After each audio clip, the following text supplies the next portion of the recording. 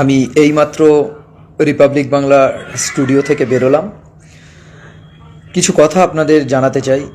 আপনারা যারা যোগ্য শিক্ষক শিক্ষিকা এবং শিক্ষাকর্মী আছেন তাদেরকে বলছি, আপনারা যারা সমস্ত জেলার আছেন তাদেরকে বলছি, আগামীকাল আমাদের একটা বৃহত্তর কর্মসূচি রয়েছে। আপনারা ইতিমধ্যে জেনে গিয়েছেন, আমরা সাংবাদিক সম্মেলন করে বলে দিয়েছি। ঠিক 12টায় শিয়ালদা স্টেশন থেকে আমাদের ধর্মতলা পর্যন্ত মিছিল আছে। এই মিছিলে আপনারা সবাই সামিল হবেন।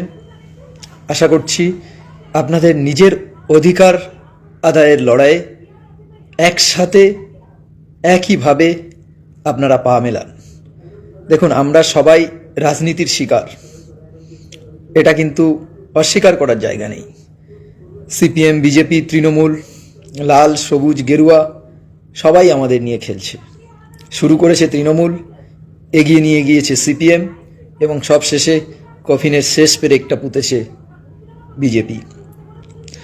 তাই আপনাদেরকে বলছি, আগামীকাল আমাদের যে অভিযান আছে, সুশীল সমাজকে আমরা ডাক দিয়েছি, ডাক্তার এবং সমাজের সর্বস্তরের সরকারি চাকরিজীবীদের আমাদের এই মিছিলে পা মেলাতে অনুরোধ করছি। আপনারা অনেকেই আহত হয়েছেন, অনেকেই যে আজকের কসবা থানা অভিযানে এবং আরও অনেক ডিআই অফিস অভিযানে আমি শুনেছি পুলিশি অভিযান হয়েছে, মানে পুলিশি লাঠিচার্জ হয়েছে। যে যেখানে আহত হয়েছেন, বেশি আমি দেখলাম টিভিতে কলকাতার ডিআই অফিস যেটা কসবা, সেখানে আমাদের সহকর্মীরা প্রচুর আহত হয়েছেন। আপনারা দেখতে পাচ্ছেন আমি সবসময় চশমা পরে থাকি, কিন্তু আমার দুর্ভাগ্যবশত সকাল থেকেই আমার মাথাটা যন্ত্রণা করছে, কারণ আমার মাইনাস পাওয়ার চশমাটা ফেলে ভেঙে দিয়েছে এবং সেই ভাঙা চশমাটাও পর্যন্ত কুড়াতে দেয়নি। যাই হোক, আমি ব্যক্তিগত বিষয়ে যাচ্ছি না, কারণ এই লড়াইটা আমার। আপনি যদি লড়াই করতে এসে একঘা মার খেয়ে দুঘা মার খেয়ে পিছনে যান, সরে যান, আজকে লেগেছে কাল যাব কিনা আন্দোলনে, তাহলে আন্দোলন সফল হবে না বন্ধু। এটা বাঁচা মরার লড়াই, রুটি রুজির লড়াই। তাই বলছি, আপনাদের কেউ বাঁচাবে না। আমরা দেখেছি, ইতিহাস সাক্ষী আছে, নীল বিদ্রোহ, কৃষক বিদ্রোহ, ঠিক সেই রকম আমরা চাই না আমাদের এই সোনার বাংলা থেকে আগামীর শিক্ষক বিদ্রোহ শুরু হোক। কিন্তু তাও বলবো, আপনারা কালকের মিছিলে দলে দলে পা মেলান এবং আপনার নিজের অধিকার আদায়ের লড়াইয়ে। আপনি বলুন তো, আগামী মাস থেকে আর মাইনে পাবেন না, আপনার সন্তানকে কি খেতে দেবেন? তাই এখনও যারা ভাবছেন যে ওরা মার খাচ্ছে, ওরা লড়াই করছে, ওরা মিছিল করছে, ওরা বাঁচলে আমরা ঠিক বেঁচে যাব, একবার নিজেকে প্রশ্ন করুন বন্ধু, একবার নিজেকে প্রশ্ন করুন যে এই লড়াইটা আপনার জন্য একটু শক্তি কম আছে। আপনি যদি আসেন, আপনার যে অপূর্ণতাটা সেটা পূর্ণতা পাবে এবং এই লড়াই আরও শক্তিশালী হবে। তাই বলছি, যে জেলায় আছেন কালকে শিয়ালদা স্টেশনে জমায়েত হন এবং আমাদের উপর কলকাতা পুলিশের এই যে নির্মমভাবে লাঠিচার্জ করা হয়েছে তার প্রতিবাদে বিক্ষোভে সামিল হন। আপনারা দেখেছেন আমাদের একজন স্যার অমিত রঞ্জন ভূঁইয়া, তাকে একজন এসআই জুতো দিয়ে মারছেন, লাথি মারছেন। আমরা ওই এসআইকে এই ভিডিওর মাধ্যমে বলতে চাইছি যে স্যার, আপনার কাছে অনেক আধুনিক যন্ত্রপাতি আছে, কিন্তু দয়া করে জুতো দিয়ে মারবেন না।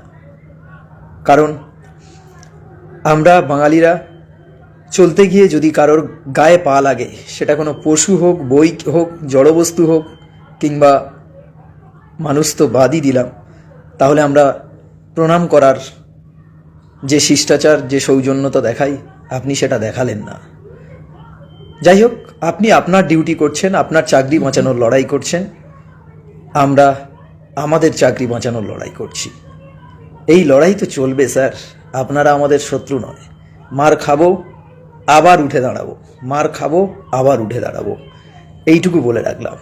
তবে ছাড়ছি না, দীপ্ত কণ্ঠে বলে যাচ্ছি, বাংলার এই শিক্ষিত যোগ্য চাকরিহারারা, যোগ্য শিক্ষক শিক্ষিকা এবং শিক্ষাকর্মী সবাই এর শেষ দেখে ছাড়বে। লড়াই বন্ধু সবে শুরু হয়েছে। সুস্থ থাকুন। শুধু এটুকু অ্যাডভাইস করব, যারা আহত হয়েছেন তারা একটু পেন কিলার খেয়ে নেবেন, যাতে আগামীকাল পেন কিলার যদি ক্ষতিও হয়, আগামীকাল যেহেতু আমাদের মিছিল আছে সেখানে হাঁটতে হবে। আমরা জানি আপনারা অনেকে হাঁটতে পারবেন না, কিন্তু খুঁড়িয়ে খুঁড়িয়ে হলেও আসুক। আপনি এখনও মরে যাননি। ভেবে দেখুন, আইসিইউতে যে ব্যক্তি শেষ নিঃশ্বাসের জন্য যান প্রাণ দিয়ে লড়াই করছে, সেও কিন্তু বাঁচতে চায়। তাই আপনার আর কিছু নেই, হারানোর কিছু নেই বন্ধু, হারানোর কিছু নেই। আমি বলতে চাইছি কলকাতা পুলিশকে যে আপনারা কেন এরকম ফেক নিউজ ছড়াচ্ছেন। আপনারা সত্যিই মারছেন, মারুন না, কোনো অসুবিধা নেই। আমরা তো আপনাদের গায়ে হাত দিচ্ছি না, তো আগে ছোটোবেলায় আমরা যখন বিদ্যালয়ে পড়তাম তখন আমরা অনেক মার খেয়েছি শিক্ষকদের কাছে, আর এখন আপনাদের কাছে মার খাচ্ছি। মার খাওয়াটা কমন, কারণটা শুধু আলাদা। তখন শিক্ষা গ্রহণের জন্য মার খেতাম, এখন শিক্ষা দান করার জন্য মার খাচ্ছি।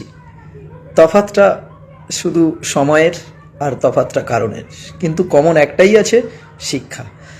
বাংলার ছেলেমেয়েদের, বাংলার হাড় হাবাতে ঘরের ছেলেমেয়েদের লড়াইয়ের জন্য, বাংলার হাড় হাবাতে ঘরের ছেলেমেয়েদের জন্য আমরা এই লড়াই চালিয়ে যাব। আমি পার্সোনালি বলছি, আমার বিদ্যালয়ের শিক্ষক ছাত্র যারা আছে তারা কিন্তু কেউই টিউশনের উপর নির্ভরশীল নয়। বিশেষ করে কঠিন যে সাবজেক্টগুলো, এমনিতে সাবজেক্ট কোনো কঠিন নয়, ব্যক্তিবিশেষ নির্ভর করে, কিন্তু তাও বলছি, আমি আমার সাবজেক্টটাকে কথা বলছি, তারা কিন্তু ভৌত বিজ্ঞানটা খুব বেশি নির্ভর করে আমাদের দুজন শিক্ষকের উপর। আজকে দুজন শিক্ষকেরই চাকরি চলে গেছে। আজকের আপনারা যে স্পর্ধা নিয়ে আন্দোলনে গিয়েছিলেন, যে স্পর্ধা দেখালেন, এর জন্য আপনাদের স্যালুট। আমাদের যে দাবি দেওয়া এবং আমরা যে যোগ্য আছি এবং স্কুলে যে ফিরতে চাই, আমরা আবার ফিরব। মুখ্যমন্ত্রীর আশ্বাসে ফিরব না।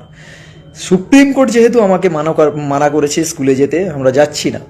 আবার ওই সুপ্রিম কোর্ট থেকে রেকটিফাই অর্ডার বের করে, যোগ্য প্রমাণ করে, মিডিয়া দিয়ে প্রচার করে তবেই আমরা স্কুলে যাব।